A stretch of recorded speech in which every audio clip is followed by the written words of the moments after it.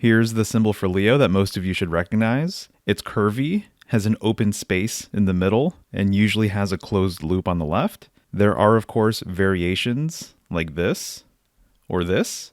It's not uncommon to see the right side dip lower than the left, or to have the loop be significantly smaller, but sometimes the loop isn't closed, but open like this. Symbolically, the glyph is most commonly said to represent the head, mane, and tail of a lion from a sideways perspective. It's less common, but I've also seen variations that are symmetrical like this one. With this design, I think it looks very similar to the North Node symbol, which looks like this. I find this fascinating because there's a deep symbolic connection between felines and serpents, and the nodes, especially further east, as they're often referred to as the head and tail of the snake or dragon. And curiously enough, some cobras have a mark very similar to the South Node symbol on the back of their hood.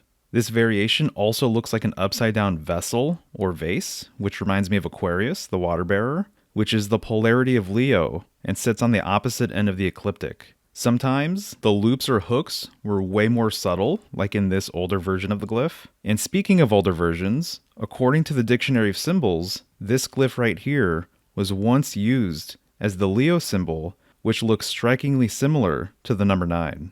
Notice that the closed loop and curviness is still retained. Sometimes the Leo glyph is represented by omega, the last letter of the Greek alphabet. And when you look at it, there is a similarity between this shape and the shape of the common Leo symbol.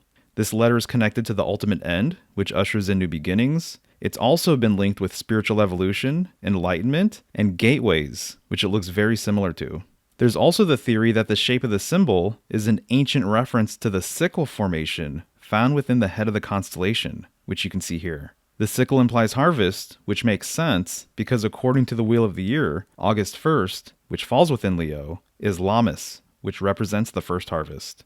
Lastly, I would be remiss if I didn't mention the fact that some suggest the glyph for Leo is actually a representation of a sperm cell, which shares some similarities. And there you have it. As always, I'd love to know what you think. Thanks.